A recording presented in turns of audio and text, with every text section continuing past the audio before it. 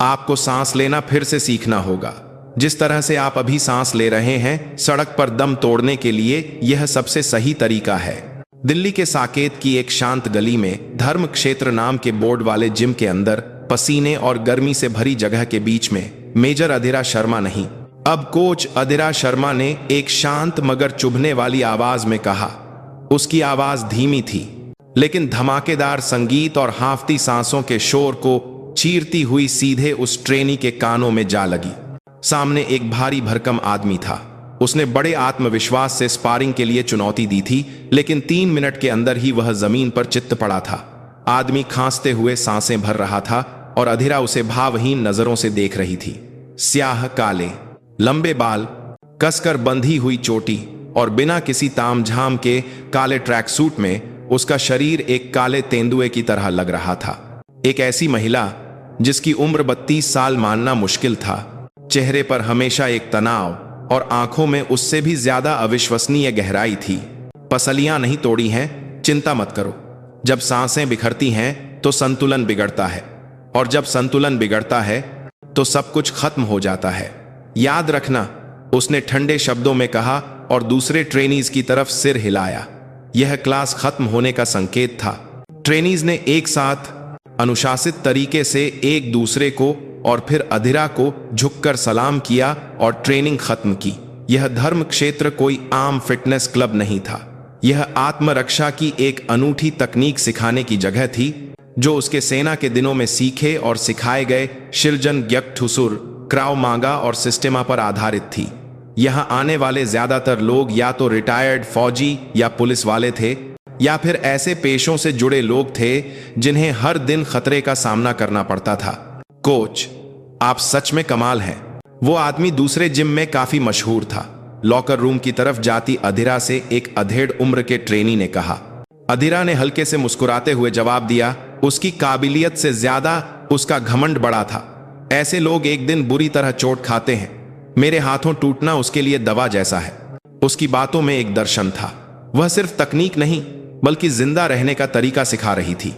यही भारत की सबसे कम उम्र की पारा एसएफ की महिला मेजर, महान कॉम्बैट इंस्ट्रक्टर अधीरा शर्मा की मौजूदा पहचान थी। सारे ट्रेनीज के जाने के बाद खाली जिम में अकेली अधीरा पसीने से भीगे फर्श पर पोछा लगा रही थी। खून की गंध वाले युद्ध के मैदानों को छोड़कर इस पसीने की महक वाली जगह को अपना घर बनाए हुए 2 साल हो गए थे। अब उसे वर्दी से ज्यादा ट्रैक सूट और बंदूक से ज्यादा लकड़ी की तलवार बोकेन की आदत हो गई थी। छुट्टियों में वह आवारा कुत्तों के शेल्टर में काम करती या बेसहारा बुजुर्गों को खाना पहुंचाती, एक सामान्य जीवन जीने की कोशिश करती, जैसे वह अपने नर्क जैसे अतीत का प्रायश्चित कर रही हो। उसने एक शांतिपूर्ण और अच्छा जीवन जीने की पूरी कोशिश की। तभी खामोशी को चीरते हुए उसका फोन बज उठा। स्क्रीन पर नाम चमक रहा था, मेरा भाई रोहन। अधीरा के कठोर चेहरे पर पल भर में एक गर्मजोशी भरी मुस्कान फैल गई। दुनिया में वही एक इंसान था जो उसके सारे कवच उतार सकता था। क्यों रे, रात के खाने के लिए पैसे चाहिए क्या? उसने खुशमिजाज आवाज में फोन उठाया, लेकिन दूसरी तरफ से उसके भाई की आवाज नहीं आई।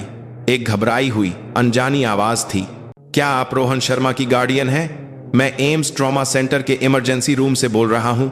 धड़ाम, जैसे उसका दिल जमीन पर आ गिरा हो। अधीरा के हाथ से फोन लगभग फिसल गया था। जी, आपने क्या कहा?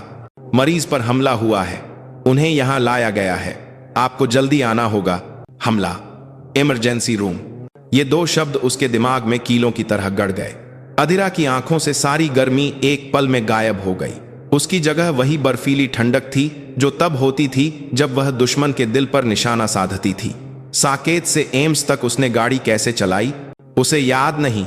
धुंधली आंखों के सामने अनगिनत लाल बत्तियां गुजरती गईं और कानों में हॉर्न के शोर की जगह बचपन में भाई की हंसी की गूंज थी। जब वह इमरजेंसी रूम पहुंची तो वहां का नजारा किसी नर्क से कम नहीं था। रोहन, बिस्तर पर लेटे उसके भाई। रोहन शर्मा का चेहरा इतना सूजा हुआ था कि उसे पहचानना भी मुश्किल था। एक हाथ पर प्लास्टर चढ़ा था और होंठ फटकर सूख चुके खून से काले पड़ गए थे। बगल के बिस्तर पर रोहन की गर्लफ्रेंड प्रिया पीले पड़े चेहरे के साथ रो रही थी। उसके चेहरे पर भी चोट के निशान थे। दी रोहन ने मुश्किल से आंखें खोलते हुए उसे पुकारा। अधीरा ने कांपते हाथों से भाई के सूजे हुए गालों को छुआ। एक ठंडा गुस्सा उसकी रीढ़ से चढ़ता हुआ सिर तक पहुंच गया। किसने किया यह? किन हरामजादों ने मेरे भाई का यह हाल किया? उसकी आवाज बर्फ की तरह ठंडी थी।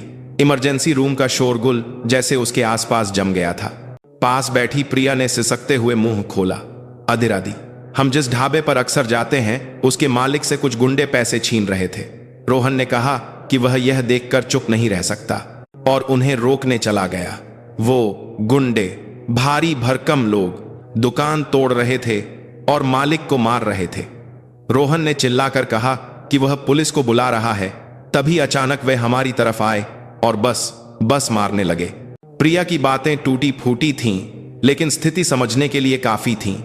अधीरा की नजरें चाकू की धार की तरह तेज हो गईं। उन हरामजादों का नाम या वे कहां के हैं, कुछ सुना? मैं बहुत डर गई थी।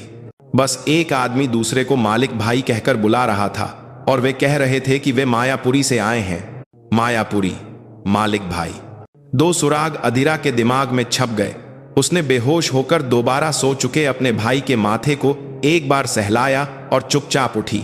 फिर उसने रोती हुई प्रिया के कंधे को मजबूती से पकड़ा।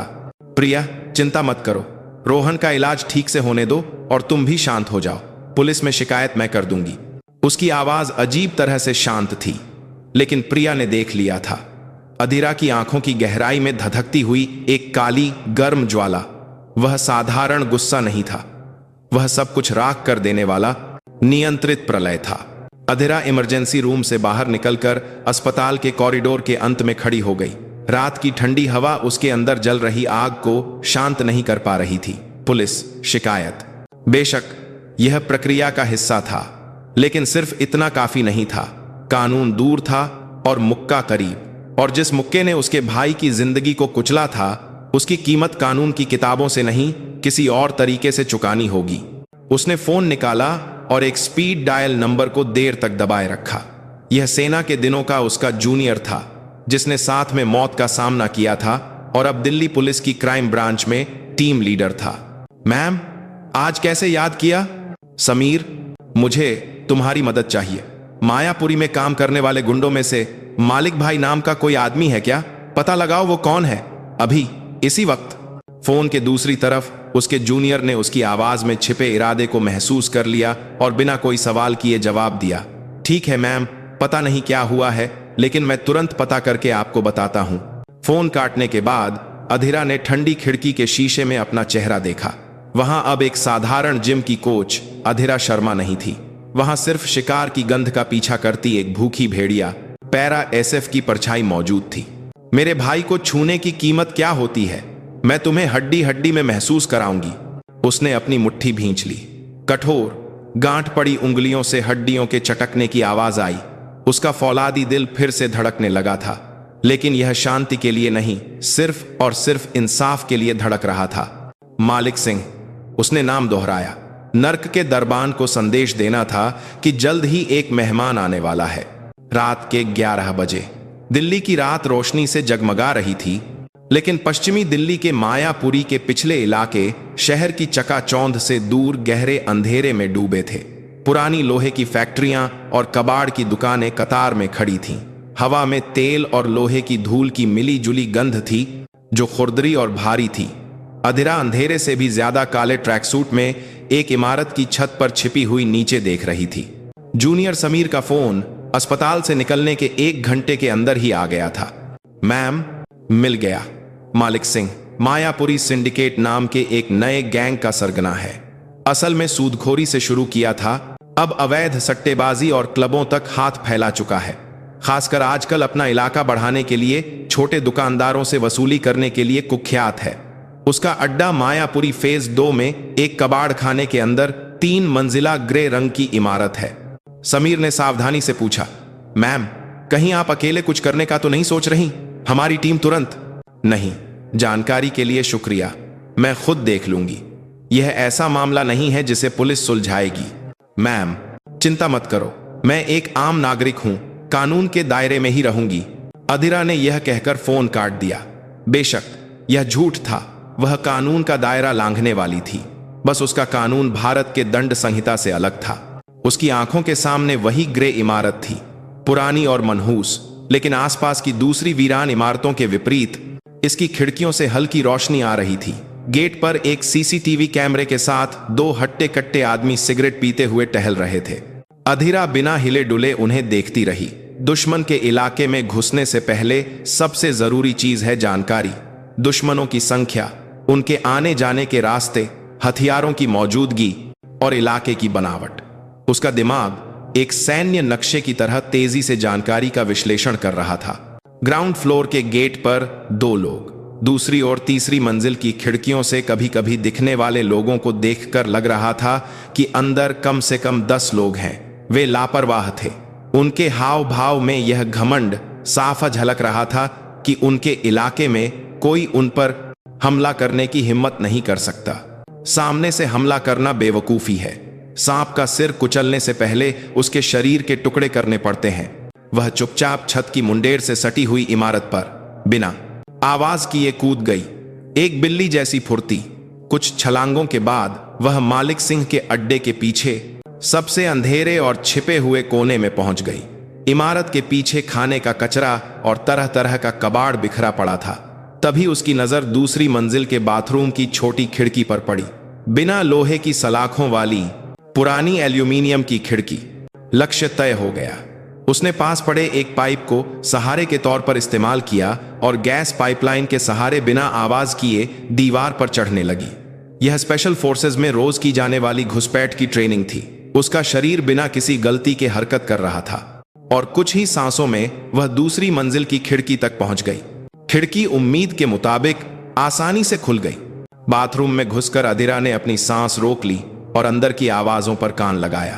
कॉरिडोर से आती हंसी, ठहाकों की आवाज, ताश के पत्तों को मेज पर पटकने की आवाज, गालियां, वे पूरी तरह से बेखबर थे। अधीरा ने धीरे से बाथरूम का दरवाजा खोला। कॉरिडोर में जाने के बजाय उसने बगल के एक छोटे स्टोर रूम का दरवाजा खोला और अंदर घुस गई। ऑपरेशन का मूल सिद्धांत था अचानक हमला और एक एक कर सफाया। जल्द ही एक आदमी सीटी बजाता हुआ बाथरूम की तरफ आया। क्या यह भाई पर हमला करने वालों में से एक था? कोई फर्क नहीं पड़ता। इस इमारत में मौजूद हर कोई उसका दुश्मन था। जैसे ही उस आदमी ने बाथरूम का दरवाजा खोला, अधीरा स्टोर रूम से निकली और उसके पीछे पहुंच गई। आदमी ठीक से चीख भी नहीं पाया। अधीरा का एक हाथ फौलाद की तरह उसकी गर्दन पर लिपट गया और दूसरे हाथ ने उसका मुंह बंद कर दिया। यह पीछे से काबू करने की एक क्लासिक तकनीक थी। आदमी के शरीर की ताकत खत्म हो रही थी। अधीरा ने उसके बेहोश होने से ठीक पहले अपनी पकड़ ढीली की और उसके कान में फुसफुसाई, मालिक सिंह कहाँ है? आदमी डर से आंखें फाड़कर देख रहा था। बता दूंगा तो छोड़ दोगी? जवाब पर निर्भर करता है। तीसरी मंजिल। ऑफिस में। अधीरा ने जवाब मिलते ही उसकी गर्दन की धमनी को सही जगह दबाकर उसे बेहोश कर दिया। फिर उसके शरीर को स्टोर रूम में घसीटकर फेंक दिया। पहला शिकार। दूसरा शिकार तुरंत सामने आ गया। कॉरिडोर में नशे में धुत एक आदमी लड़खड़ा रहा था। ओए बंसी, बाथरूम में बच्चा पैदा कर रहा है क्या? जल्दी बाहर निकल। जैसे ही वह आदमी बाथरूम की तरफ बढ़ा, कॉरिडोर के बल्ब का स्विच बंद कर चुकी अधीरा अंधेरे में उसके सामने आ खड़ी हुई। कौन है? आदमी के घबराकर चीखने से पहले ही अधीरा का मुक्का बिजली की तेजी से उसके पेट में जा लगा। उफ की कराह के साथ आदमी की कमर झुक गई। अधीरा ने तुरंत उसके बाल पकड़कर उसे दीवार पर दे मारा। क्रूर और सटीक हमला। दूसरा भी ढेर। एक पल में दो लोगों को निपटाने के बाद कॉरिडोर के अंत में ताश खेल रहे लोगों को कुछ गड़बड़ महसूस हुई और वे अपनी जगह से उठ खड़े हुए। क्या हुआ बे? इतनी शांति क्यों है? 3 आदमी गालियां बकते हुए कॉरिडोर की तरफ बढ़े। अंधेरे में उन्हें अपने गिरे हुए साथी और उसके पीछे खड़ी एक काली परछाई दिखाई दी। ये क्या है? इससे पहले कि वे स्थिति को समझ पाते, अधीरा हरकत में आ चुकी थी। उसने जमीन पर पड़ी खाली शराब की बोतल को पैर से उछाला। बोतल हवा में घूमती हुई सबसे आगे वाले आदमी के माथे पर जाकर लगी। चैंग की आवाज के साथ वह आदमी गिर पड़ा। बचे हुए 2 लोग घबरा गए और अपनी जेब से फोल्डिंग चाकू निकाल लिए। ये पागल औरत। लेकिन उनकी धमकी का अधीरा पर कोई असर नहीं हुआ। उसकी आंखों में एक शिकारी जैसी चमक थी। चाकू ऐसे इस्तेमाल नहीं करते। अधीरा ने नीचे झुककर दौड़ते हुए एक आदमी की टांग में अड़ंगा लगाया। जैसे ही वह आदमी संतुलन खोकर आगे गिरा, अधीरा ने उसकी कलाई मोड़कर चाकू गिरा दिया और फिर उसकी कोहनी के जोड़ को उल्टी दिशा में मोड़ दिया। कट की भयानक आवाज के साथ आदमी की चीख निकल गई। आखिरी बचा हुआ आदमी डर से पीछे हटने लगा। उसके हाथ में चाकू था, लेकिन वह लड़ने का हौसला खो चुका था। उसकी आंखों के सामने खड़ी औरत इंसान नहीं थी, वह कोई भूत या पिशाच थी। दूर रह मुझसे। अधीरा धीरे धीरे उसकी तरफ बढ़ी। हर कदम के साथ वह आदमी डर से पीछे हटता गया, और जब आखिरकार उसकी पीठ दीवार से लग गई तो अधीरा की आवाज उसके कानों में गूंजी। मेरे साथियों की तरह मेरे भाई ने भी यही कहा होगा, दूर रहो, दर्द हो रहा है। यह कहते ही अधीरा का हाथ बिजली की तेजी से बढ़ा और उसने उस आदमी के हाथ से चाकू छीन लिया। फिर उसने चाकू के हैंडल से उस आदमी की कनपटी पर जोर से मारा। आदमी बिना चीखे वहीं ढेर हो गया। दूसरी मंजिल मिनटों में साफ हो गई थी। फर्श पर कराहते हुए गुंडे पड़े थे और खून की जगह डर फैला हुआ था। अधीरा ने एक पल के लिए सांस ली। उसकी सांस जरा भी नहीं उखड़ी थी। यह लड़ाई नहीं थी, यह एक तरफा सफाया था। अब बची थी तीसरी मंजिल। मुख्य अपराधी मालिक सिंह। अधीरा ने सीढ़ियों की तरफ कदम बढ़ाए। पुरानी चरमराती सीढ़ियों पर उसके कदमों की आवाज पूरी इमारत में खौफनाक तरीके से गूंज रही थी। तीसरी मंजिल पर पहुंचते ही एक मजबूत लोहे का दरवाजा उसके सामने था। उस पर बॉस का ऑफिस लिखा था। अंदर से नीचे के शोरगुल को सुनकर घबराई हुई आवाजें आ रही थीं। क्या हुआ? ओए, कोई है वहां? यह मालिक सिंह की आवाज थी। अधीरा ने जवाब देने के बजाय दरवाजे का हैंडल पकड़ा और जोर लगाया। वह बंद था। तब उसने बिना किसी हिचकिचाहट के कुछ कदम पीछे लिए और सीधे दरवाजे की तरफ दौड़ पड़ी। सेना में सीखी गई दरवाजा तोड़ने की तकनीक। उसका कंधा दरवाजे के बीच में टकराया और धड़ाम की भयानक आवाज के साथ पुराना लोहे का दरवाजा कागज की तरह मुड़कर खुल गया।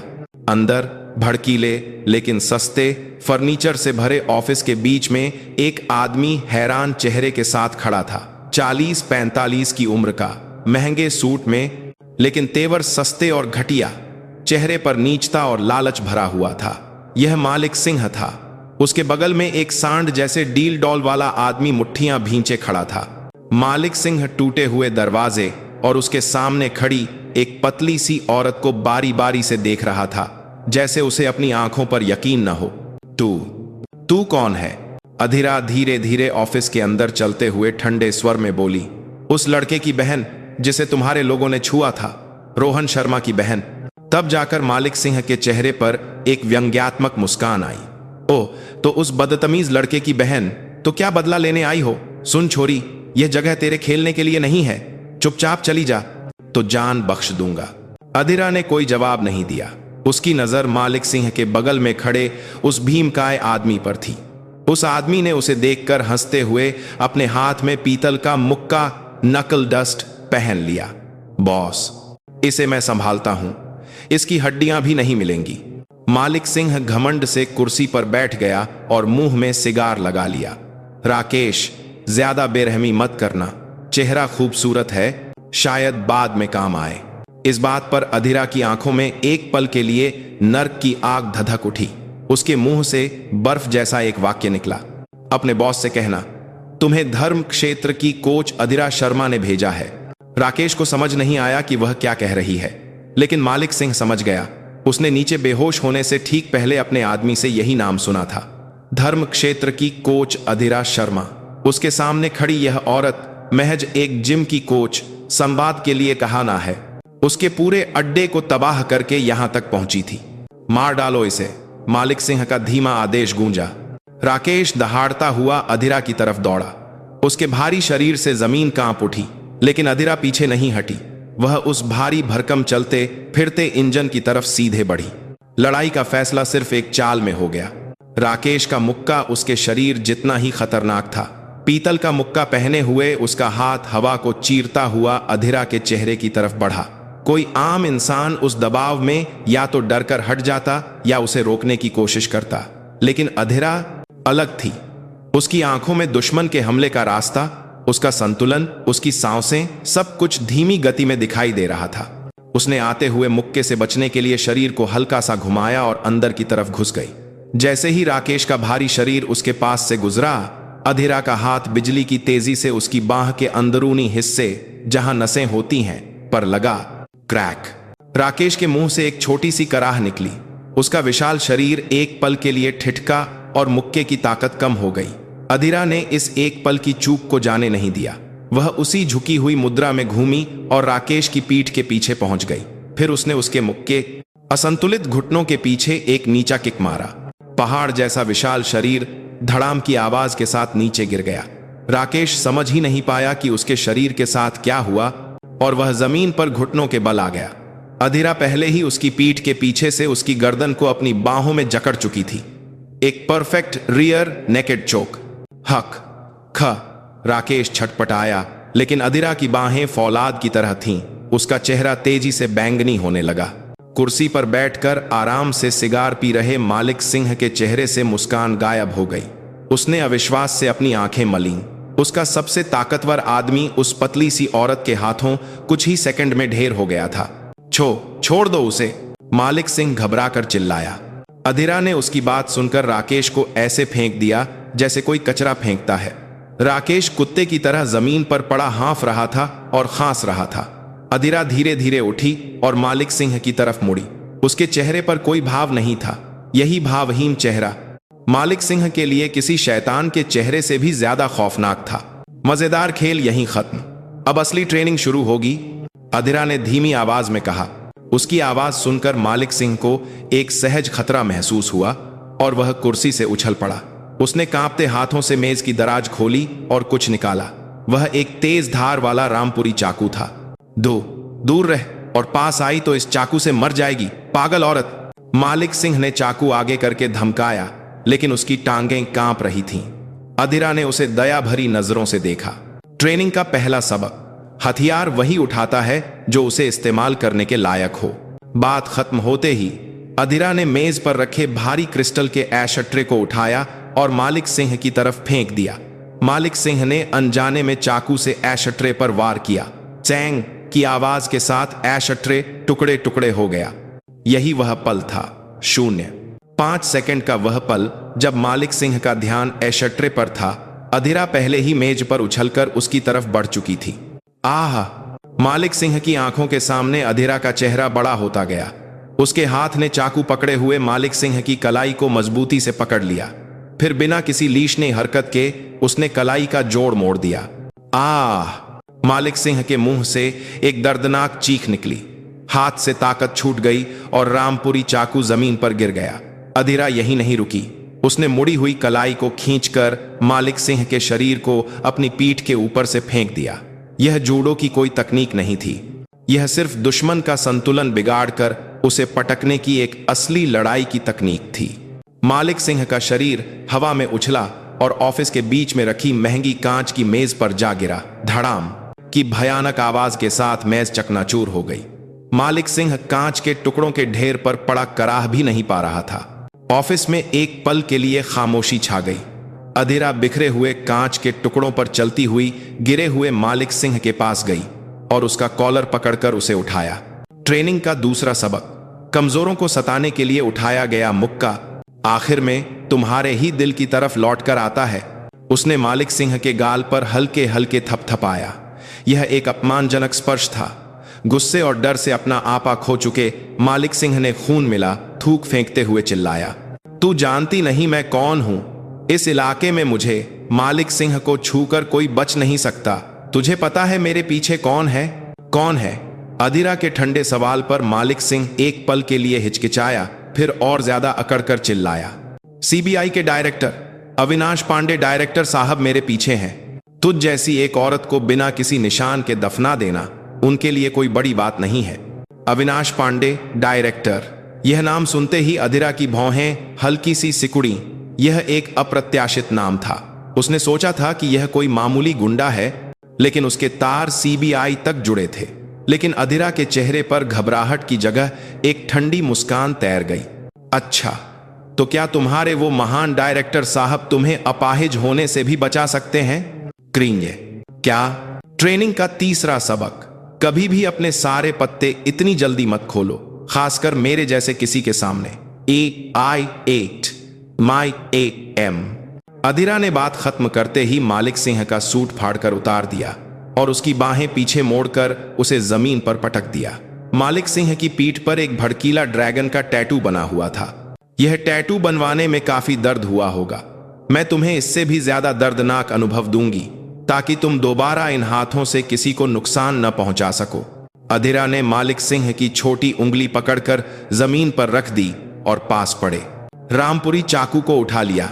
मालिक सिंह का चेहरा सफेद पड़ गया। गलती हो गई, मुझसे गलती हो गई, मुझे छोड़ दो, जितने पैसे चाहो ले लो प्लीज। पैसे? अधीरा ने चाकू की नोक से मालिक सिंह की उंगली को थपथपाते हुए कहा, मेरा भाई अस्पताल के बिस्तर पर पड़ा है। तुम्हारे लोगों की वजह से एक नौजवान शेफ जो अपने सपनों की तरफ बढ़ रहा था, उसकी कलाई टूट गई और उसकी गर्लफ्रेंड को एक ऐसा सदमा लगा है जो शायद जिंदगी भर नहीं मिटेगा। क्या उन बच्चों के दर्द और आंसुओं की कीमत पैसों में लगाई जा सकती है? जवाब नहीं दे सकते, है ना? तो फिर शरीर से चुकाना होगा, ठीक वैसे ही जैसे तुम लोगों ने दूसरों के साथ किया। चाकू की धार मालिक सिंह की उंगली पर चमक उठी। मालिक सिंह ने डर से आंखें बंद कर लीं और चीखने लगा। ठीक उसी पल वहीं तक ऑफिस के दरवाजे से एक अप्रत्याशित आवाज आई। अधीरा की हरकत एक पल के लिए रुक गई। उसने धीरे धीरे गर्दन घुमाई। टूटे हुए दरवाजे के बीच में साफ सुथरे सूट में एक आदमी और पुलिस की वर्दी में कुछ लोग खड़े थे और उनके बीच में अधीरा को मालिक सिंह की जानकारी देने वाला उसका जूनियर क्राइम ब्रांच का टीम लीडर समीर वर्मा एक कठोर चेहरे के साथ खड़ा था। मैम प्लीज बस कीजिए। समीर की आवाज में एक गुजारिश थी। उसने अंदाजा लगा लिया था कि अधीरा अकेले ही कुछ करेगी और किसी अनहोनी से बचने के लिए वह अपनी टीम के साथ पीछे पीछे आ गया था और वह सबसे बुरे हालात से ठीक पहले पहुंच गया था। मालिक सिंह ने जैसे किसी बचाने वाले को देख लिया हो चिल्लाया, समीर साहब सही वक्त पर आए।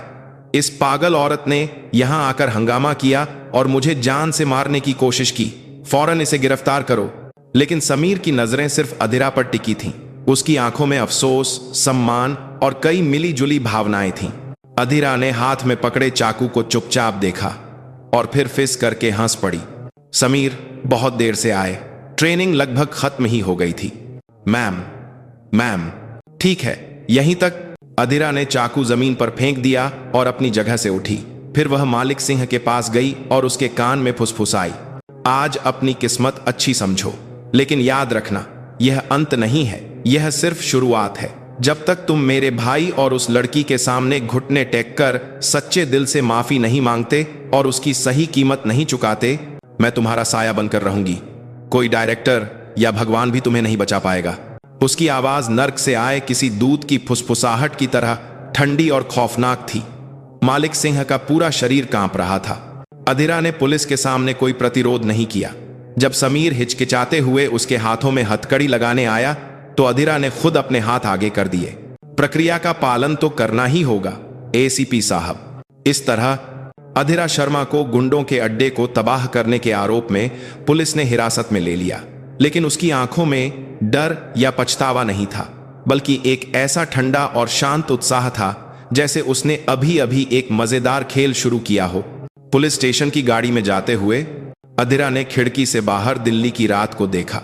मालिक सिंह द्वारा लिया गया अविनाश पांडे डायरेक्टर का नाम उसके दिमाग में घूम रहा था। खेल उम्मीद से बड़ा हो गया था, लेकिन यह और भी अच्छा था। सड़ी हुई जड़ें जितनी गहरी होती हैं, उन्हें उखाड़ने में उतना ही ज्यादा मजा आता है। कहानी तो अभी शुरू हुई थी। अपने तरीके से इंसाफ करने और अपने भाई के सम्मान को वापस पाने की एक अकेली लड़ाई, और इस प्रक्रिया में जानवर जैसे इंसानों को सुधारने की उसकी अपनी खास ट्रेनिंग अभी बाकी थी। दिल्ली पुलिस स्टेशन के बेसमेंट में बने पूछताछ कक्ष की हवा ठंडी और भारी थी। अधीरा शर्मा लोहे की कुर्सी पर आंखें बंद किए बैठी थीं। हथकड़ियां खुल चुकी थीं, लेकिन चारों तरफ से बंद कमरे का दबाव अभी भी था। लेकिन उसका चेहरा झील की तरह शांत था, जैसे वह किसी असहज पूछताछ कक्ष में नहीं बल्कि किसी ध्यान कक्ष में बैठी हो। मैम प्लीज अब भी मान जाइए कि यह आपसी मारपीट थी और मामला खत्म कीजिए। सामने बैठे एसीपी समीर वर्मा ने अपनी बेचैनी जाहिर करते हुए कहा। उसकी मेज पर अधीरा के बयान और मालिक सिंह के गिरोह द्वारा जमा की गई मेडिकल रिपोर्टें रखी थीं।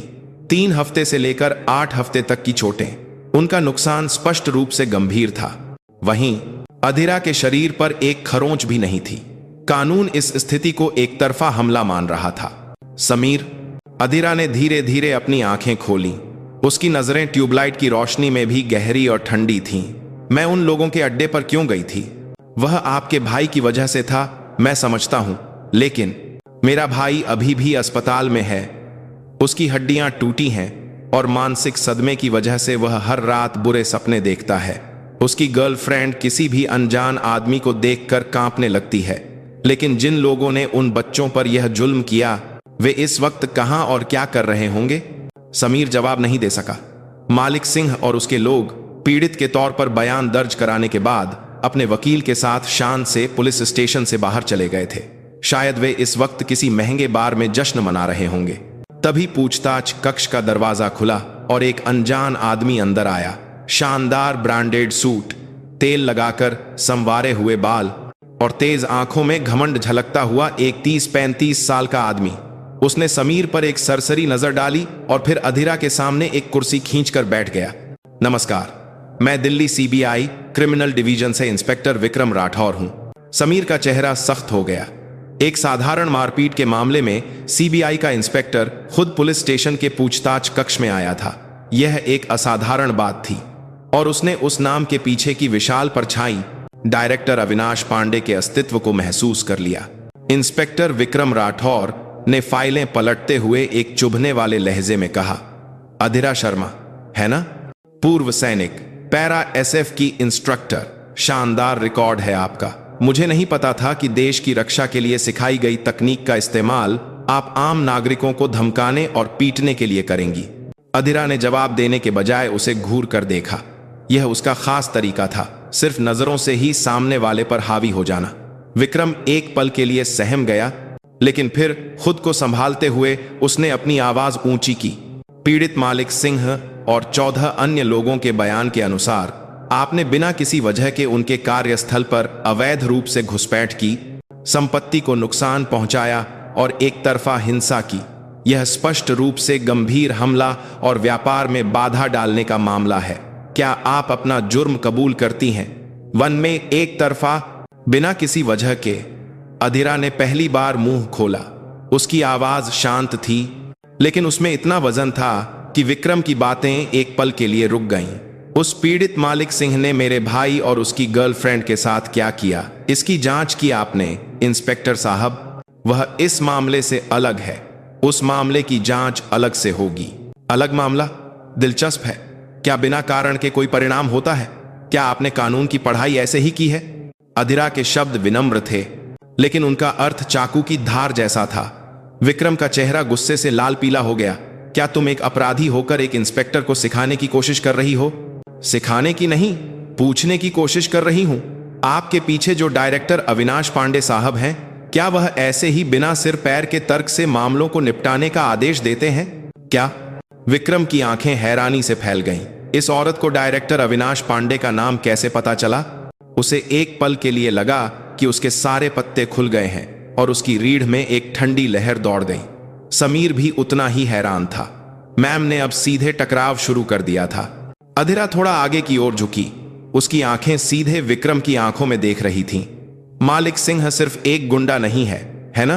वह डायरेक्टर अविनाश पांडे की छत्रछाया में उनके सारे गंदे काम निपटाने वाला आदमी है और बदले में उसे कानून की सुरक्षा मिलती है। सही कहा ना? बकवास। बिना सबूत के कुछ भी मत कहो। मानहानि का एक और केस लगवाना है क्या? सबूत तो अब बनाए जाएंगे। अधीरा के होठों पर पहली बार एक हल्की सी मुस्कान आई। यह एक व्यंग्य और एक युद्ध की घोषणा थी। इंस्पेक्टर विक्रम राठौर, आप अभी एक बहुत बड़ी गलती कर रहे हैं। आप जिस सड़े हुए तने मालिक सिंह को बचाने की कोशिश कर रहे हैं, उसे पकड़कर कहीं आपकी यह साफ सुथरी वर्दी भी गंदी न हो जाए। फैसला आपका है। अभी भी सही जांच करेंगे या फिर एक बड़े दलदल में साथ में धंसेंगे। विक्रम अब और कुछ नहीं कह सका। उसके सामने बैठी औरत कोई साधारण अपराधी नहीं थी। वह सब कुछ समझने वाली और एक विशाल दुश्मन की तरफ अकेले बढ़ने वाली शिकारी थी। उसने सहज रूप से महसूस कर लिया कि वह एक ऐसे डोइथू का सामना कर रहा है जिसे वह संभाल नहीं सकता। आखिरकार अधेरा कुछ घंटों बाद रिहा हो गई। सबूतों की कमी और आपसी मारपीट की संभावना जैसे अस्पष्ट कारणों से यह इंस्पेक्टर विक्रम द्वारा मामले को जल्दबाजी में बंद करके पुलिस स्टेशन से भाग जाने का नतीजा था। लेकिन अधेरा जानती थी यह जीत नहीं थी, यह सिर्फ इस बात की पुष्टि थी कि कानून का सिस्टम कितनी आसानी से भ्रष्ट हो सकता है और अब दुश्मन उसे और भी चालाक और नीच तरीकों से दबाने की कोशिश करेंगे। पुलिस स्टेशन की लॉबी में जैसे ही अधेरा बाहर निकलने वाली थी, मालिक सिंह ने उसका रास्ता रोक लिया। उसने प्लास्टर चढ़े हाथ को दिखाते हुए एक विजेता की मुस्कान के साथ कहा, ओए कोच, हालत खराब हो गई है ना? कुत्ते की तरह कितना भी उछल कूद कर ले, आखिर में कानून मेरे साथ है ना? मैंने तुझे चेतावनी दी थी चुपचाप रहने के लिए। अब खेल शुरू होगा। जो दर्द तूने मुझे दिया है, तेरा जिम और तेरा वो प्यारा भाई, सबको मैं कई गुना लौटाऊंगा। इंतजार करना। मालिक सिंह अधेरा के कान में सांप की तरह फुसफुसाया और अपने आदमियों के साथ शान से चला गया। समीर एक उदास चेहरे के साथ अधेरा के पास आया। मैम, मैं आपको गाड़ी से छोड़ देता हूं। गाड़ी में? समीर ने एक यूएसबी ड्राइव दी। इसमें डायरेक्टर अविनाश पांडे के बारे में जानकारी है। यह हमारी एक आंतरिक जांच की फाइल है जो बार बार ऊपर से दबाव डालकर रोक दी गई। सावधान रहिएगा। मैम, सामने वाला सिर्फ एक गुंडा नहीं है, वह सीबीआई की ताकत वाला एक राक्षस है। शुक्रिया समीर, अधेरा ने संक्षिप्त जवाब दिया और खिड़की से बाहर देखने लगी। उसका दिमाग पहले ही अगले कदम की योजना बना रहा था। साकेत में जब वह अपनी जिम धर्म क्षेत्र वाली गली में पहुंची तो उसकी गाड़ी अचानक रुक गई। धर्म क्षेत्र की बड़ी कांच की खिड़की चकनाचूर हो चुकी थी और सफेद दीवार पर लाल स्प्रे पेंट से तोड़ दिया जाएगा और साथ में गंदी गंदी गालियां लिखी हुई थीं। मालिक सिंह का बदला उसकी उम्मीद से कहीं ज्यादा तेज और घटिया था। अधेरा टूटे हुए जिम को काफी देर तक चुपचाप देखती रही। गुस्सा, दुख, ऐसी कोई भावना नहीं थी, बल्कि उसका दिल बर्फ की तरह ठंडा होता जा रहा था। हाँ, ऐसे ही सामने आओ। उसने गाड़ी से उतरकर जमीन पर बिखरे कांच के टुकड़ों को अपने जूतों से कुचला। चर्र की आवाज ने रात की खामोशी को तोड़ दिया। ट्रेनिंग का दूसरा चरण शुरू। उसके मुंह से निकली धीमी आवाज एक नए युद्ध की शुरुआत का ऐलान थी। अगली सुबह अधेरा शर्मा चुपचाप टूटे हुए कांच के टुकड़ों को समेट रही थी। रात भर अकेले जिम की सफाई करने के बाद उसके चेहरे पर थकान की जगह और भी मजबूत इरादे दिखाई दे रहे थे। बर्बाद हुए जिम को देखकर ट्रेनीज ने मदद की पेशकश की, लेकिन उसने विनम्रता से मना कर दिया। यह एक ऐसी लड़ाई थी जिसका सामना उसे अकेले ही करना था। सफाई खत्म करके वह सीधे अस्पताल गई। रोहन को रात में बुखार आ गया था और वह दर्द से कराह रहा था। उसकी देखभाल कर रही प्रिया ने थके हुए चेहरे से अधेरा का स्वागत किया। दीदी, माफ कर दो, हमारी वजह से। यह तुम्हारी गलती नहीं है। अधेरा ने प्रिया के कंधे को थपथपाया और सो रहे रोहन के माथे पर गीली पट्टी रखी। रोहन ने नींद में कराहते हुए कहा, दी, माफ करना। आपने कहा था कि अब आप एक सामान्य जीवन जिएंगी। इस बात पर अधेरा का दिल धक से रह गया। सामान्य जीवन, वही जो वह हमेशा से चाहती थी। लेकिन अब उसे एहसास हुआ, एक सच्चा सामान्य जीवन वह नहीं होता जहां कुछ भी न हो, बल्कि वह होता है जहां आपके पास अपनी कीमती चीजों को बचाने की ताकत हो। अधेरा ने रोहन का हाथ कसकर पकड़ लिया। चिंता मत कर रोहन, दीदी सब ठीक कर देगी। तुम बस जल्दी से ठीक होकर अच्छा खाना बनाने के बारे में सोचो। उसकी आवाज बेहद नरम थी, लेकिन उसमें छिपा वादा फौलाद से भी ज्यादा मजबूत था। अस्पताल से निकलकर अधेरा अपने छोटे से फ्लैट पर लौटी। उसने समीर द्वारा दी गई यूएसबी को लैपटॉप में लगाया। स्क्रीन पर डायरेक्टर अविनाश पांडे से जुड़े अनगिनत भ्रष्टाचार के आरोप वाली फाइलें खुल गईं। विभिन्न विकास परियोजनाओं में दखलंदाजी, बड़े उद्योगपतियों को बचाना, सेक्स स्कैंडल के आरोप, और हर जगह मालिक सिंह और उसका मायापुरी सिंडिकेट एक हैगल सा समस्या समाधानकर्ता के रूप में मौजूद था। वे अविनाश के शिकारी कुत्ते और उसके काले धन को सफेद करने का जरिया थे। सीधा मुकाबला नामुमकिन है। वे कानून को हथियार की तरह इस्तेमाल करते हैं। अधेरा ने सोचा, तो फिर हमें उस जगह लड़ना होगा जहां कानून नहीं पहुंचता, उनके अपने नियमों से। उसने मालिक सिंह और अविनाश पांडे को जोड़ने वाली सबसे महत्वपूर्ण कड़ी यानी पैसा को काटने का फैसला किया। और उनके संगठन को अंदर से तोड़ना होगा। लेकिन अकेले यह मुश्किल था। उसे एक ऐसे भूतिया मददगार की जरूरत थी जो पर्दे के पीछे से काम करना सके, जानकारी निकाल सके और दुश्मन के सिस्टम को ठप कर सके। उसके दिमाग में सिर्फ एक नाम आया। उसने कपड़े बदले और नेहरू प्लेस की ओर चल पड़ी। किसी भूल भुलैया की तरह जटिल उस इलेक्ट्रॉनिक मार्केट की गहराई में घोस्ट कंप्यूटर्स नाम का एक पुराना बोर्ड दिखाई दिया। दरवाजा खोलने पर हर तरफ फैले कंप्यूटर पार्ट्स और तारों के ढेर के बीच बिखरे बालों और चश्मा पहने एक आदमी मॉनिटर में आंखें गड़ाए बैठा था। बहुत दिनों बाद मिले, सिद्धार्थ। अधीरा की आवाज सुनकर उस आदमी ने धीरे धीरे सिर उठाया। सेना के दिनों का सबसे बेहतरीन सूचना विश्लेषक और व्हाइट हैट हैकर सिद्धार्थ। सेना में उसका कोड नेम घोस्ट था। मेजर अधीरा शर्मा, नहीं अब कोच कहना चाहिए, है ना? सिद्धार्थ ने बिना किसी हैरानी के सपाट आवाज में कहा। सेना छोड़ने के बाद वह दुनिया से कटकर यहीं पड़ा रहता था। मदद चाहिए। अधीरा ने सीधे मुद्दे पर बात की। मैं अब वैसे काम नहीं करता। सिद्धार्थ ने फिर से मॉनिटर की तरफ देखना शुरू कर दिया। उसकी उंगलियां कीबोर्ड पर नाच रही थीं। आप सेना छोड़कर इसीलिए आई थी ना? क्योंकि आपको पता चल गया था कि दुनिया कितनी गंदी है, तो फिर वापस उसी कीचड़ में क्यों जाना चाहती हैं? मेरे भाई को चोट लगी है। अधीरा के एक वाक्य पर सिद्धार्थ की उंगलियां एक पल के लिए रुक गईं। यह कोई मामूली गुंडा नहीं है। उसके पीछे एक सीबीआई डायरेक्टर है। ये लोग कानून के नाम पर कमजोरों को कुचलते हैं। ये उन राक्षसों से भी बदतर हैं जिनका शिकार हम विदेश में करते थे। वे राक्षस यहीं हमारे घर में बैठे थे। अधीरा ने अपनी कहानी और अविनाश मालिक सिंह के रिश्ते के बारे में संक्षेप में बताया।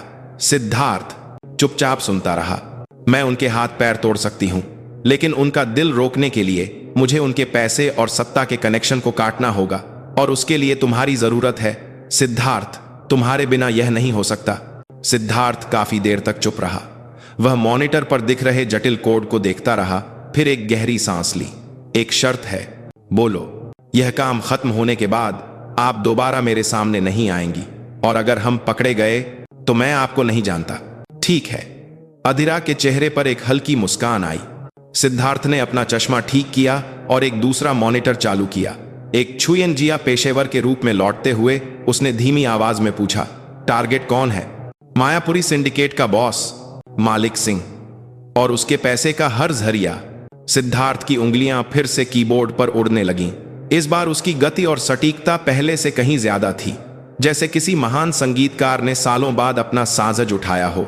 चलो देखते हैं इन महान गुंडों के बैंक खातों में कितनी धूल जमी है। कुछ घंटों बाद सिद्धार्थ के मॉनिटर पर मायापुरी सिंडिकेट के छिपे हुए धन के प्रवाह का नक्शा मकड़ी के जाले की तरह फैला हुआ था। अवैध ऑनलाइन सट्टेबाजी साइट, क्लबों से होने वाली कमाई, फर्जी बैंक खातों के जरिए मनी लॉन्ड्रिंग का ब्यौरा, उनका काला साम्राज्य धीरे धीरे बेनकाब हो रहा था। बिंगो! सिद्धार्थ धीरे से बुदबुदाया। उसकी आंखें चश्मे के पीछे से तेजी से चमक रही थीं। कचरे का ढेर उम्मीद से ज्यादा गंदा है। अब बड़ी सफाई शुरू करते हैं। अधीरा यह सब चुपचाप देखती रही। उसकी मुट्ठी अगर शारीरिक ताकत थी तो सिद्धार्थ की उंगलियां एक अदृश्य तेज धार वाला चाकू थीं जो दुश्मन के दिल में उतरने वाली थीं। दोनों का पलटवार अब अंधेरे में चुपचाप शुरू हो रहा था। सर्वर डाउन होने में 3, 2, 1 खत्म। नेहरू प्लेस के अंधेरे ऑफिस में सिद्धार्थ ने कीबोर्ड से हाथ हटाते हुए कहा। उसके मॉनिटर पर मायापुरी सिंडिकेट की मुख्य कमाई का जरिया अवैध सट्टेबाजी साइट का एडमिन पेज खुला था, जिस पर फेटल एरर लाल अक्षरों में चमक रहा था। अधीरा शर्मा का पलटवार कोई आमने सामने की जंग नहीं थी। यह दुश्मन को धीरे धीरे और निश्चित रूप से सुखाकर मारने की रणनीति थी। सिद्धार्थ ने सबसे ज्यादा ट्रैफिक वाले पीक टाइम पर साइट के मेन सर्वर पर एक शक्तिशाली डीडॉस हमला किया। साथ ही उसने डेटाबेस में घुसपैठ करके जीत हार के अनुपात को थोड़ा बदल दिया। यूजर्स बिना वजह जाने अपना पैसा हार रहे थे और साइट की विश्वसनीयता जमीन पर आ गई थी। कस्टमर केयर पर गालियों की बौछार हो रही होगी। पैसे वापस मांगना, गालियां, हैकिंग का शक। मालिक सिंह का सिर दर्द बढ़ गया होगा। सिद्धार्थ हंसते हुए बोला। अधीरा उसके बगल में एक और मॉनिटर देखते हुए बोली, मनी लॉन्ड्रिंग के लिए इस्तेमाल होने वाले 4 क्लब, उनका क्या करें? पुलिस में शिकायत करने से कोई फायदा नहीं। अविनाश पांडे का नेटवर्क सब दबा देगा।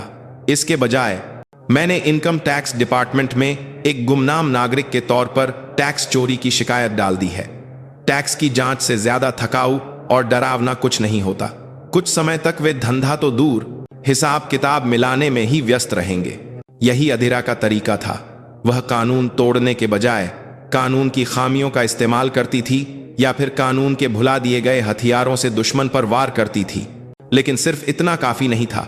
सिर्फ बाहरी हमलों से एक मजबूत संगठन को नहीं तोड़ा जा सकता। सबसे घातक हमला अंदर से शुरू होने वाले अविश्वास और दरार से होता है। सिद्धार्थ, क्या मालिक सिंह के निजी बैंक खातों को ट्रैक कर सकते हो? बिल्कुल। वह अपने ही गुर्गों के नाम पर दर्जनों फर्जी खातों के जरिए स्विस बैंक में पैसा भेज रहा है। बहुत चालाक और कमीना आदमी है। सिद्धार्थ की स्क्रीन पर मालिक सिंह द्वारा छिपाए गए काले धन का ब्यौरा आ गया। रकम इतनी ज्यादा थी कि उसके गुर्गे सोच भी नहीं सकते थे। खासकर हाल ही में जेजुदो गोवा में खरीदे गए एक आलीशान विला का रिकॉर्ड भी मिल गया था। अधीरा के होठों पर एक ठंडी मुस्कान आई। यह जानकारी मुझे भेज दो। इसे कुछ जगहों पर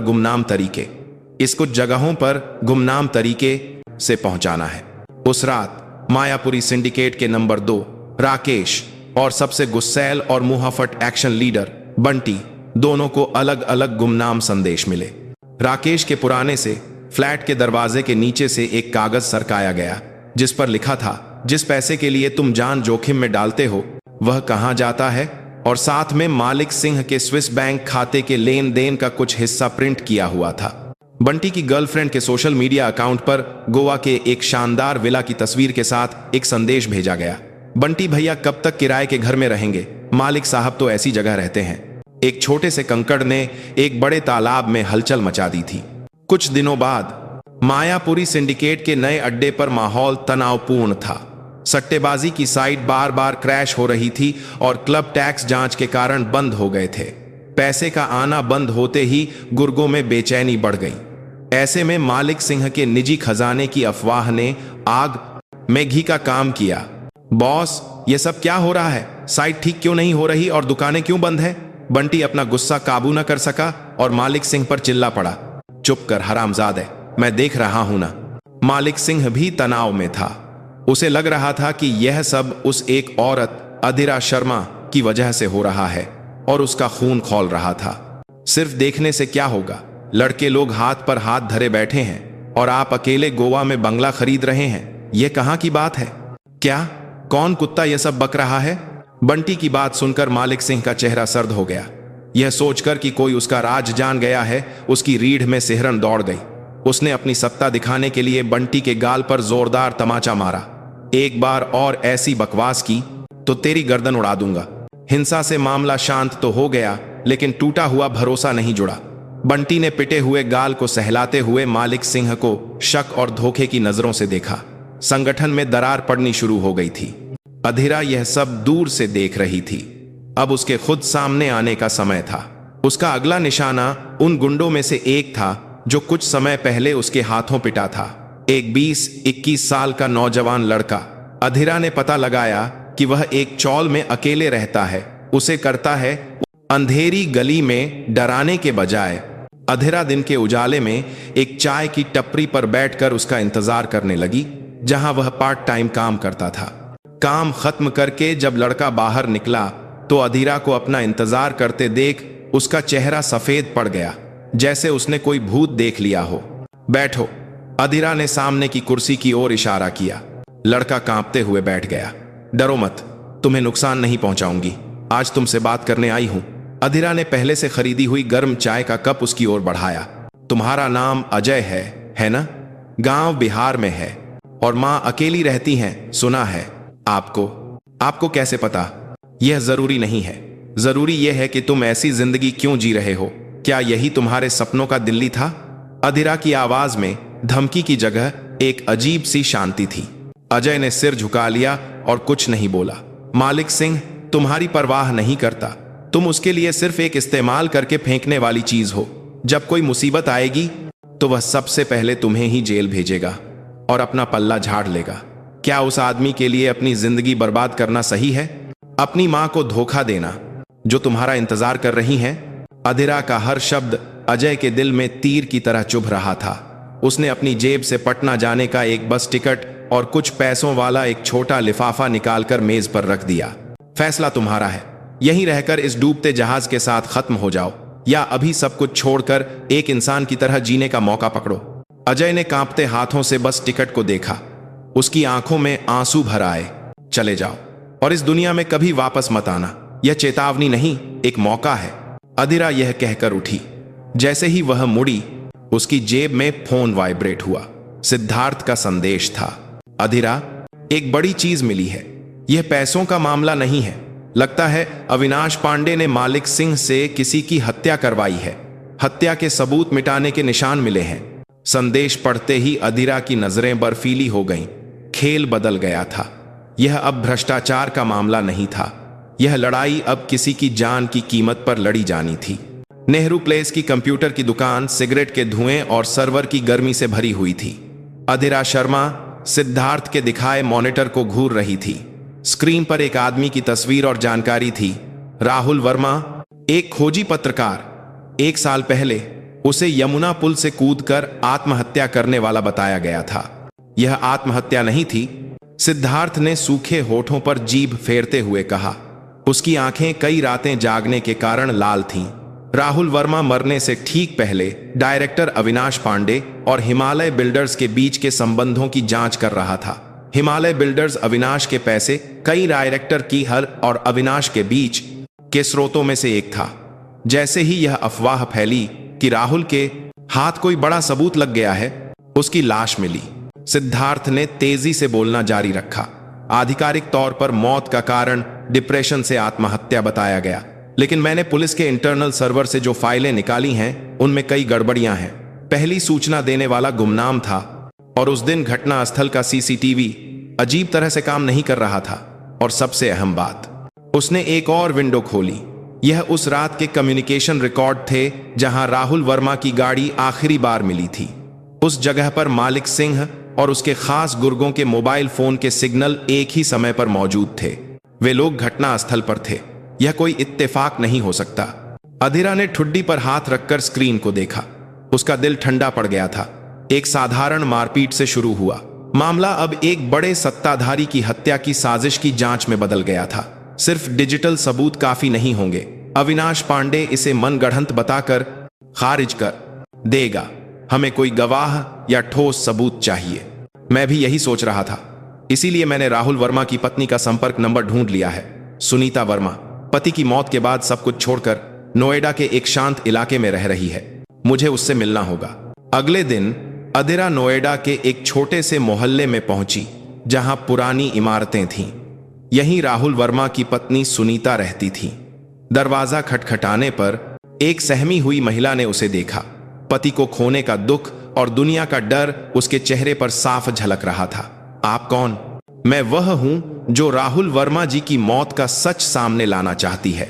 अधिरा के एक वाक्य पर सुनीता का चेहरा सफेद पड़ गया। उसने घबराकर दरवाजा बंद करने की कोशिश की। चली जाइए, हम अब शांति से जीना चाहते हैं। क्या आप सच में मानती हैं कि आपके पति ने आत्महत्या की थी? अधिरा ने बंद होते दरवाजे के बीच से धीमी आवाज में पूछा। इस एक सवाल पर सुनीता की हरकत रुक गई।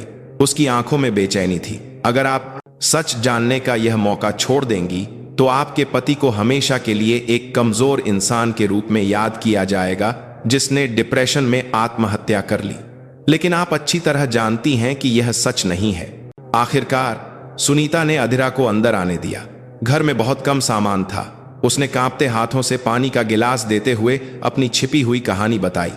वह आत्महत्या नहीं कर सकता था।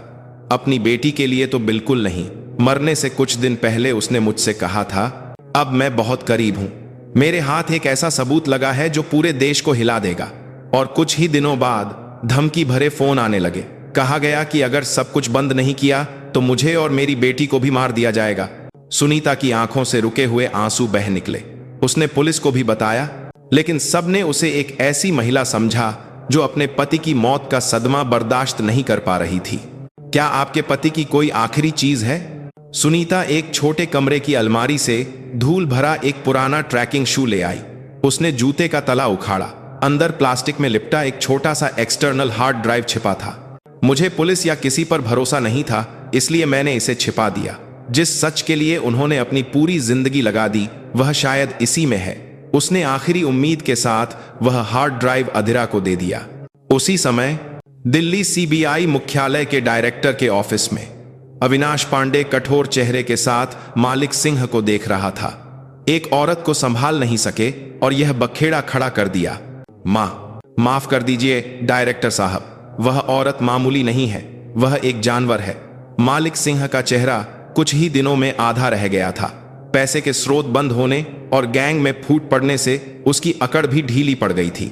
लगता है वह अधिरा शर्मा अब राहुल वर्मा केस में भी हाथ डाल रही है।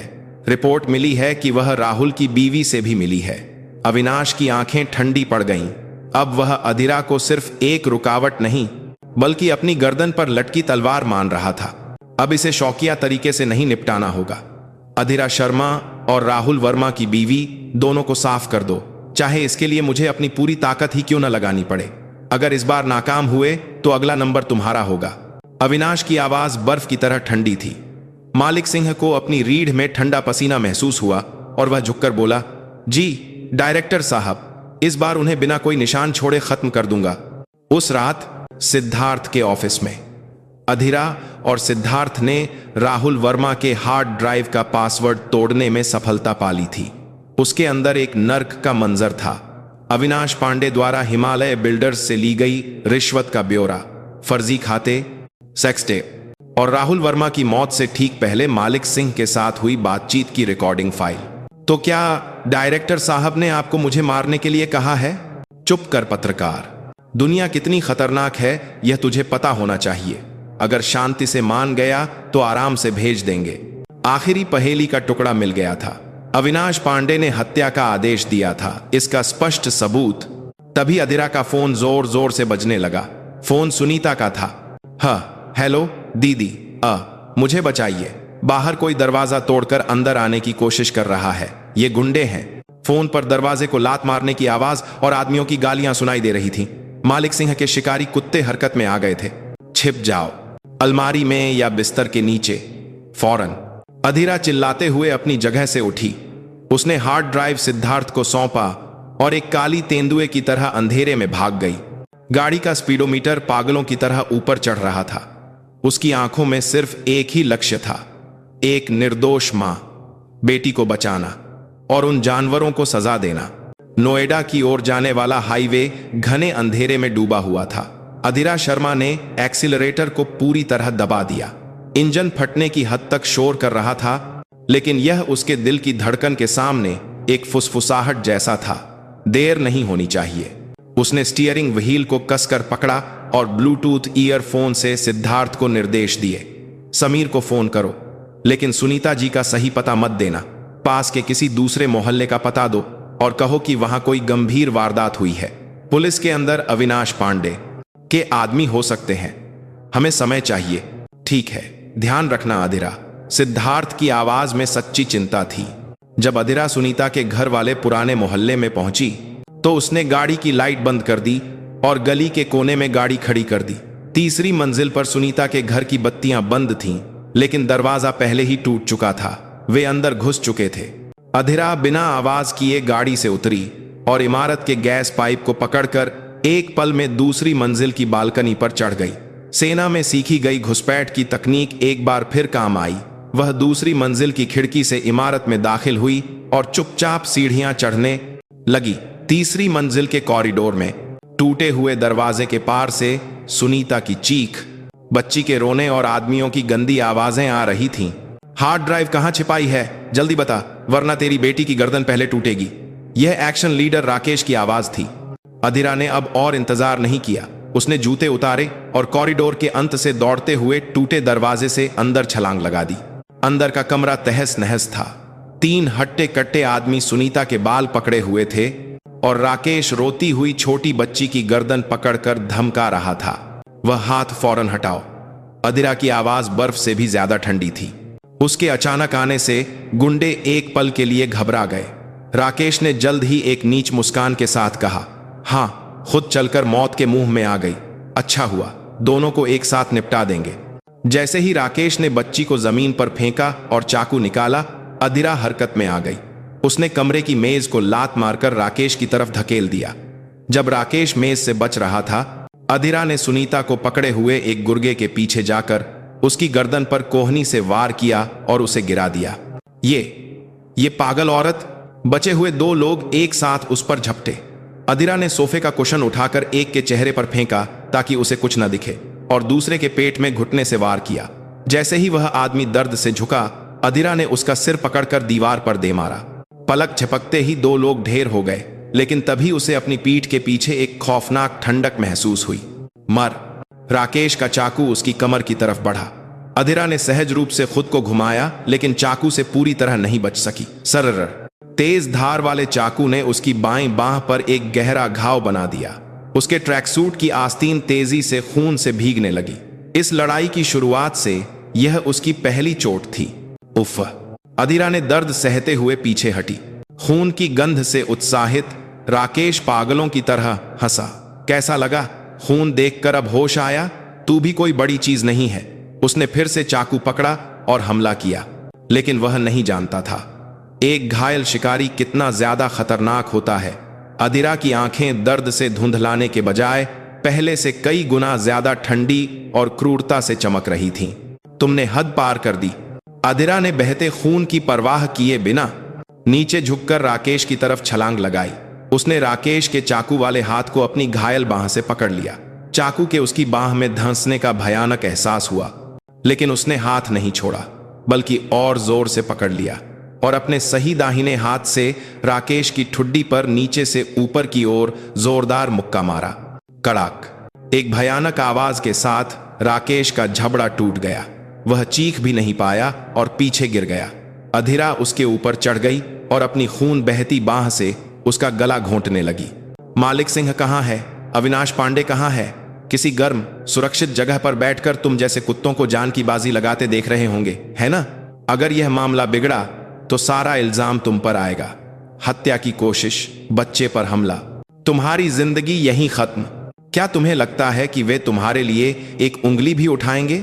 अधीरा की आवाज शैतान की फुसफुसाहट की तरह राकेश के कानों में गूंज रही थी। डर, दर्द और धोखे से राकेश की आंखें डगमगाने लगीं। जिस दुनिया पर वह यकीन करता था वह ढह रही थी। तभी बाहर से पुलिस के सायरन की तेज आवाज आई। समीर और उसकी टीम पहुंच गई थी। जब पुलिस अंदर घुसी तो कमरा किसी नर्क जैसा था। कराहते हुए गुंडे, खून से लथपथ अधीरा और डर से कांपती मां बेटी। राकेश ने सब कुछ हार चुके चेहरे से बुदबुदाया, मालिक सिंह। उस रात वह कमीना भी वहां था। राहुल वर्मा को पुल से नीचे मालिक सिंह ने ही धकेला था। यह एक निर्णायक गवाही थी। यह खबर तुरंत डायरेक्टर अविनाश पांडे तक पहुंच गई। राकेश की गिरफ्तारी और उसके कबूलनामे की बात सुनकर अविनाश घबरा गया। उसे एहसास हुआ कि मालिक सिंह अब उसकी सबसे बड़ी कमजोरी बन गया है। उसने कांपते हाथों से फोन मिलाया। इस बार उसने मायापुरी सिंडिकेट को नहीं, किसी और को फोन किया। एक काम है, कुछ लोगों को ठिकाने लगाना है। मालिक सिंह और वह औरत अधीरा शर्मा, जिसके पास सबूत हो सकते हैं। इस बार छुएंगिया पेशेवर चाहिए। एम्बुलेंस में अपनी बांह पर पट्टी बंधवा रही अधीरा का फोन वाइब्रेट हुआ। सिद्धार्थ का संदेश था। चेतावनी, मालिक सिंह के अड्डे की तरफ कुछ अज्ञात लोग बढ़ रहे हैं। ये उसके आदमी नहीं है, ये किसी और ही स्तर के पेशेवर हैं और उनमें से कुछ तुम्हारे जिम की तरफ जा रहे हैं। वे तुम्हें पकड़ने आ रहे हैं। आजाज के लिए जानत्रों का दला को मंत्री बचाने की। अधीरा की आंखें ठंडी पड़ गईं। दुश्मन अब गुंडों के स्तर से ऊपर उठ चुका था। अविनाश पांडे का आखिरी दांव शुरू हो गया था। सायरन बजाती एम्बुलेंस के अंदर अधीरा शर्मा बहते खून को पट्टी से दबाते हुए लंगजिंगी से स्थिति का विश्लेषण कर रही थी। अविनाश पांडे ने पेशेवर भेजे हैं, लक्ष्य 2 हैं, वह खुद और अब गवाह बन चुका मालिक सिंह। समीर, उसने साथ बैठे समीर वर्मा को बुलाया। अपनी टीम लेकर मेरे जिम जाओ, वे लोग वहां आएंगे। हार्ड ड्राइव सिद्धार्थ ने सुरक्षित जगह पहुंचा दी है, तुम उन्हें वहीं रोको। और आप मैम, आपको गहरी चोट लगी है, अस्पताल चलिए। मुझे मालिक सिंह के पास जाना होगा। समीर के चेहरे पर हैरानी छा गई। क्या आप होश में हैं? हमें उसे पकड़ने जाना चाहिए, बचाने नहीं। वह अब अविनाश पांडे को नीचे लाने का इकलौता कार्ड है। अगर वह मर गया तो सिर्फ राकेश की गवाही काफी नहीं होगी। अविनाश पांडे बलि का बकरा बनाकर बच निकलेगा। मालिक सिंह को जिंदा अदालत में खड़ा होना ही होगा। यह बदला नहीं था, यह बड़े न्याय के लिए एक बेहद तार्किक फैसला था। अधीरा ने एम्बुलेंस का दरवाजा खोला और कूद गई। फिर लड़खड़ाते हुए उसने एक टैक्सी रोकी। मंजिल थी मायापुरी का वही वीरान कबाड़ खाना, मालिक सिंह का पहला अड्डा। जब एक चूहे के भागने के सारे रास्ते बंद हो जाते हैं तो वह अपने सबसे पुराने बिल में ही लौटता है। उसका अंदाजा सही था। मालिक सिंह सब कुछ छोड़कर विदेश भागने के लिए अपना छिपा हुआ पैसा और जाली पासपोर्ट लेने अपने पुराने अड्डे पर लौटा था। जब अधीरा ने वीरान इमारत की तीसरी मंजिल पर टूटे हुए दरवाजे को खोला तो मालिक सिंह एक बैग में नोटों की गड्डियां भर रहा था। वह अधीरा को देखते ही डरकर पीछे हट गया। आह, दूर रह, डायन कहीं की। अविनाश पांडे ने तुम्हें मारने के लिए लोग भेजे हैं, अधीरा ने खून बहती बाह को पकड़कर ठंडे स्वर में कहा। नंबर कार, क्या ऐसा नहीं हो सकता? डायरेक्टर साहब, मुझे क्यों? क्योंकि अगर मेरा मुंह खुला तो सब कुछ खत्म हो जाएगा। मालिक सिंह का चेहरा निराशा से बिगड़ गया। ठीक उसी पल इमारत के नीचे से एक शांत लेकिन खौफनाक हलचल महसूस हुई। यह गुंडों के भारी कदमों की आवाज नहीं थी, यह प्रशिक्षित लोगों के सधे हुए कुशल कदमों की आवाज थी। पेशेवर आ चुके थे। खिड़की के बाहर काले कपड़ों में 3-4 आदमी इमारत में घुसते हुए दिखाई दिए। अब यह कमरा एक बड़ा जाल बन गया था। अधीरा और मालिक सिंह एक साथ फंसे हुए शिकार थे। मालिक सिंह जमीन पर बैठकर अपना सिर पकड़ लिया। तभी खिड़की टूटी और काले कपड़ों में एक आदमी रस्सी के सहारे अंदर आया। उसके हाथ में साइलेंसर लगी पिस्तौल थी। जैसे ही उस आदमी ने मालिक सिंह पर निशाना साधा, अधीरा हरकत में आ गई। उसने पास रखी भारी लोहे की कुर्सी उठाकर फेंक दी। आदमी ने गोली चलाने के बजाय कुर्सी से खुद को बचाया और इसी मौके का फायदा उठाकर अधीरा उस पर झपट पड़ी। सामने वाला विशेष प्रशिक्षण प्राप्त पेशेवर था। उसने अधीरा के हमले को रोका और एक मिलिट्री चाकू से उसके पेट पर वार करने की कोशिश की, लेकिन अधीरा ने घायल होने के बावजूद हार नहीं मानी। उसने हमले को नाकाम करते हुए एक ज्वाइंट लॉक लगाने की कोशिश की। एक घमासान लड़ाई। यह पिछली लड़ाइयों से बिल्कुल अलग थी। वहां बेवकूफ की तरह खड़ा क्या देख रहा है? अधीरा ने पीछे छिपे कांपते हुए मालिक सिंह पर चिल्लाया। वे लोग तुझे भी मारने आए हैं। अगर जीना चाहता है तो कुछ कर। इस चीख पर मालिक सिंह एक डरे हुए जानवर की तरह हरकत में आया। उसने जमीन पर पड़ा आग बुझाने का सिलेंडर उठाया और अधीरा से लड़ रहे आदमी के सिर पर दे मारा। धम्म की आवाज के साथ वह आदमी गिर पड़ा। एक अप्रत्याशित सहयोग, लेकिन सांस लेने का भी मौका नहीं मिला। कॉरिडोर से 2 और आदमी आ गए। अधीरा ने हांफते हुए मालिक सिंह को इशारा किया। मेज के पीछे। दोनों एक पुरानी मेज के पीछे छिप गए। बाहर से गोलियां आकर मेज में धंस रही थीं। हे भगवान, हे भगवान, मैं इस हाल में कैसे पहुंच गया? मालिक सिंह घबरा कर रोने लगा। अधीरा ने उसे देखते हुए अपनी आखिरी ट्रेनिंग शुरू की। सोचो कि तुमने क्या क्या किया है। तुम्हारे मुक्कों से, तुम्हारे लालच से कितने लोग गिरे हैं। यह वही नर्क है जो तुमने खुद बनाया है। अधीरा ने बात खत्म करके मेज के पास पड़ी शराब की बोतल में लाइटर का तेल डाला और अपनी आस्तीन फाड़कर उसमें आग लगा दी। एक काम चलाऊ पेट्रोल बम। उसने उसे कॉरिडोर में फेंक दिया। धमाके के साथ आग भड़क उठी और उन लोगों का रास्ता रुक गया। इस अफरा तफरी का फायदा उठाकर अधीरा दूसरी खिड़की की तरफ भागी और मालिक सिंह का कॉलर पकड़कर उसके साथ खिड़की से बाहर आपातकालीन सीढ़ियों पर कूद गई। सारी लड़ाई खत्म होने के बाद अधीरा टूटी हुई इमारत के मलबे के सामने पूरी तरह हिम्मत हार चुके मालिक सिंह के साथ खड़ी थी। वह अब मायापुरी का राजा नहीं था। वह सब कुछ खो चुका एक दयनीय अधेड़ उम्र का आदमी था। बचा लो, मैं सब बता दूंगा। अविनाश पांडे, हिमालय बिल्डर्स। जो कुछ भी मैं जानता हूं। वह अधीरा के पैरों में गिरकर गिड़गिड़ाने लगा। बदला लेने का यह एक उत्तम क्षण था, लेकिन अधीरा ने उसे देखते हुए घृणा या गुस्से के बजाय एक गहरी दया महसूस की। उसने मालिक सिंह को मारने या पीटने के बजाय अपना फोन निकाला और एक तस्वीर दिखाई। अस्पताल में लेटे हुए उसके भाई रोहन शर्मा की तस्वीर। यह वह जिंदगी है जिसे तुमने बर्बाद किया। मेरा भाई एक शेफ बनना चाहता था और फिर उसने एक रिकॉर्डिंग चलाई। माँ, मैं अजय बोल रहा हूं। मुझसे गलती हो गई, सब गलती हो गई। यह उस युवा गुंडे की रिकॉर्डिंग थी जो कुछ समय पहले उसकी मदद से अपने गांव लौटा था और पुलिस के सामने आत्मसमर्पण करने से पहले अपनी मां को फोन कर रहा था। मालिक सिंह ने भाई की तस्वीर और एक मां के रोने की आवाज सुनते हुए कुछ नहीं कहा, बस उसकी आंखों से मोटे मोटे आंसू गिरने लगे। उसके शैतानी चेहरे पर पहली बार एक इंसान के भाव आए थे। कानून की सजा भुगतो और जेल में हर रात उन चेहरों को याद करना जिन्हें तुमने बर्बाद किया। अपने हाथों से पैसे कमाने के बजाय अपने हाथों से माफी मांगो। यही आखिरी मौका है जो मैं तुम्हें दे रही हूं। कुछ देर बाद समीर की टीम घटनास्थल पर पहुंची।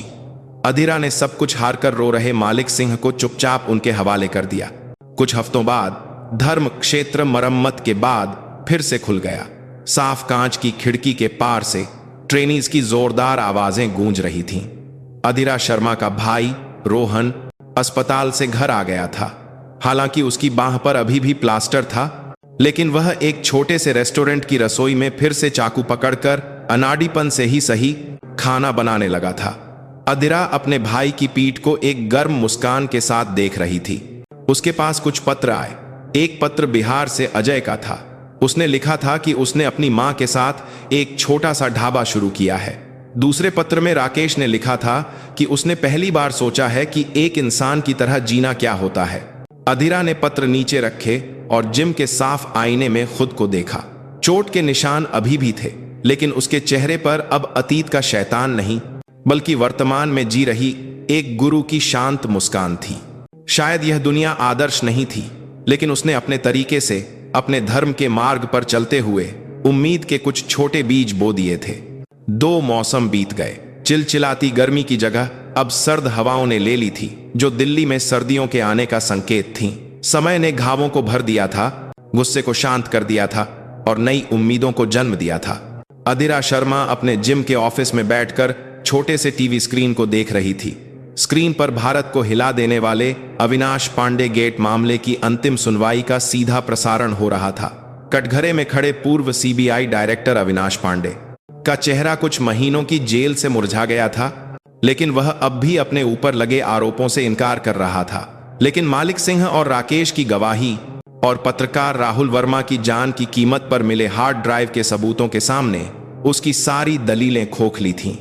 अभियुक्त अविनाश पांडे को हत्या की साजिश, भ्रष्टाचार निरोधक अधिनियम और पद के दुरुपयोग के सभी आरोपों में दोषी पाते हुए यह अदालत उन्हें आजीवन कारावास की सजा सुनाती है। जज की गंभीर आवाज टीवी से गूंजी। अविनाश पांडे फैसले को स्वीकार न करते हुए चीखने लगा, लेकिन गार्ड उसे खींच कर ले गए।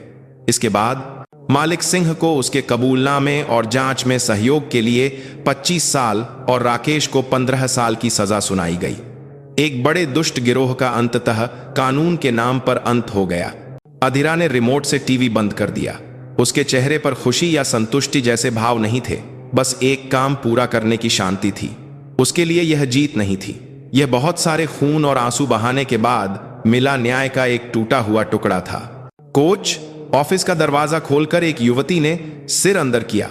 यह वही लड़की थी जो कुछ महीने पहले पीछा किए जाने के डर से जिम आई थी। अब उसके चेहरे पर घबराहट की जगह आत्मविश्वास भरी मुस्कान थी। क्लास का समय हो गया है। यह साथ में एक टान बात्र पर हाँ बस आ रही हूं। अधीरा उठी और अपनी बेल्ट ठीक की। जैसे ही वह मैट पर पहुंची, दर्जनों ट्रेनीज ने झुककर उसे सलाम किया। उनमें आम छात्र और ऑफिस कर्मचारी थे, लेकिन कुछ ऐसे भी थे जिनकी आंखों में वही बेबसी थी जो कभी उसकी आंखों में थी। अधीरा एक एक करके सबके आसन ठीक करते हुए धीमी आवाज में बोली, हम मार्शल आर्ट इसलिए नहीं सीखते कि किसी से नफरत करें या हिंसा का जवाब हिंसा से दें। उसकी नजर उस नई लड़की पर गई। हम इसलिए मजबूत बनते हैं ताकि हमें डरना न पड़े। एक राक्षस को पकड़ने के लिए खुद राक्षस बनने की जरूरत नहीं है।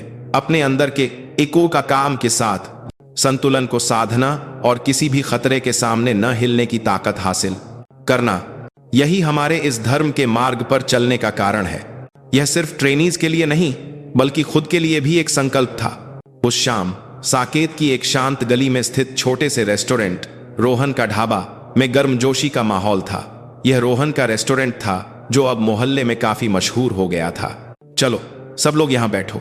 रोहन की बांह पर अभी भी हल्का निशान था, लेकिन वह पहले से कहीं ज्यादा ऊर्जावान था। उसके बगल में उसकी गर्लफ्रेंड प्रिया एक उज्जवल मुस्कान के साथ ग्राहकों का स्वागत कर रही थी। वह अब अंधेरे से नहीं डरती थी, बल्कि वह अधीरा के जिम में जाती थी और अब आत्मरक्षा के कुछ गुर सीख चुकी थी। मेज पर अधीरा, समीर वर्मा और अनिच्छा से आया हुआ लेकिन सबसे ज्यादा खाना खा रहा सिद्धार्थ, पांचों लोग बैठे थे। अविनाश पांडे को उम्र कैद हुई है, अब सीबीआई में भी बड़ी सफाई होगी। मैम, आपकी वजह से एक सड़ी हुई जड़ को उखाड़ फेंका गया, समीर ने बियर का गिलास भरते हुए कहा। उसे इस मामले को सुलझाने के लिए विशेष पदोन्नति मिली थी। मैंने कुछ खास नहीं किया, तुम्हारे और सिद्धार्थ के बिना यह नामुमकिन था। अधीरा ने सादगी से जवाब दिया तो सिद्धार्थ ने मुंह में भरा खाना निगलते हुए कहा, मैंने तो बस कुछ कीबोर्ड दबाए हैं। राक्षसों के अड्डे में तो आप ही कूदी थीं। वे एक दूसरे को श्रेय देते हुए हंस पड़े। उस भयानक घटना ने विडंबनापूर्ण रूप से उन्हें एक अटूट बंधन में बांध दिया था, जैसे युद्ध के साथी हों। रोहन द्वारा बनाई गई खास सब्जी मेज के बीच में रखी गई। उसने शर्माते हुए अपना गिलास उठाया। आप सबका बहुत बहुत शुक्रिया। और मेरी दी। रोहन की नजर अधीरा पर गई। उसकी आंखों में माफी, धन्यवाद और गहरा सम्मान था। दुनिया की सबसे मजबूत और सबसे अच्छी मेरी दी के लिए। सब लोग एक साथ चीयर्स करेंगे। चीयर्स। कांच के गिलास टकराए। अधीरा शर्माते हुए मुस्कुराई और अपना गिलास खाली कर दिया। कड़वी बियर उस दिन अजीब तरह से मीठी लग रही थी। देर रात अपने फ्लैट पर लौटकर अधीरा ने दराज से कुछ पुराने पत्र निकाले, बिहार से अजय का और जेल से राकेश का। वह कुछ देर सोचती रही, फिर एक नया कागज और कलम उठाया। अजय जी, उम्मीद है कि आपकी मां के साथ शुरू किया गया ढाबा खूब चले। गिरना शर्म की बात नहीं है, दोबारा न उठना शर्म की बात है। आपने पहले ही सबसे बड़ी हिम्मत दिखा दी है, इसलिए आगे की जिंदगी जरूर अच्छी होगी। अधीरा शर्मा। उसने छोटा सा पत्र लिफाफे में डाला। तभी उसके फोन पर एक संदेश आया। यह समीर के जरिए मालिक सिंह के सरकारी वकील का था। अधीरा शर्मा जी, मालिक सिंह ने यह संदेश आप तक पहुंचाने के लिए कहा है। 15 साल बाद मां मुझसे मिलने आई थीं, बस इतना ही। असुविधा के लिए खेद है। अधीरा काफी देर तक संदेश को चुपचाप देखती रही। यह न तो माफी थी न धन्यवाद, लेकिन यह एक ऐसा वाक्य था जिसमें किसी भी शब्द से ज्यादा वजन था। उसकी दी हुई आखिरी ट्रेनिंग ने उस जमे हुए राक्षस के दिल में एक छोटी सी लहर पैदा कर दी थी। यह पूर्ण सुधार नहीं था, लेकिन यह निश्चित रूप से एक बदलाव की शुरुआत थी। अगले दिन छुट्टी पर अधीरा एक आवारा कुत्तों के शेल्टर से एक बड़े गोल्डन रिट्रीवर के साथ पार्क में टहल रही थी। सर्दियों की धूप पेड़ों की शाखाओं से छनकर आ रही थी। उसकी बांह पर चाकू का हल्का निशान अभी भी था। उस गर्मी की एक स्थायी निशानी। पार्क के बेंच पर बैठकर वह सांस ले रही थी। तभी दूर एक परिवार अपने बच्चे के साथ हंसते हुए गेंद खेलता हुआ दिखाई दिया। एक सामान्य, साधारण लेकिन अनमोल नजारा। वही दृश्य जिसे बचाने के लिए उसने इतनी लड़ाई लड़ी थी। अधीरा को अचानक एहसास हुआ, उसके अंदर का शैतान या परछाई, जिसे वह अपना अतीत कहती थी, गायब नहीं हुआ था। वह अभी भी उसका हिस्सा था, बस अब वह उसके नियंत्रण में नहीं थी। उसने उसे काबू करना सीख लिया था और उसे सिर्फ अपनी कीमती चीजों को बचाने के लिए एक तेज धार वाले चाकू की तरह इस्तेमाल करना सीख लिया था।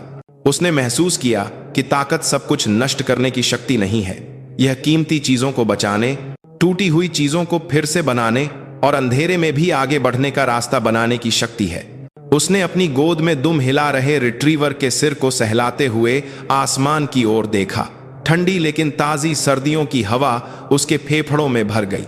अधीरा के होठों पर एक सच्ची, शांत मुस्कान तैर गई, जिसे वापस पाने में उसे लंबा समय लगा था।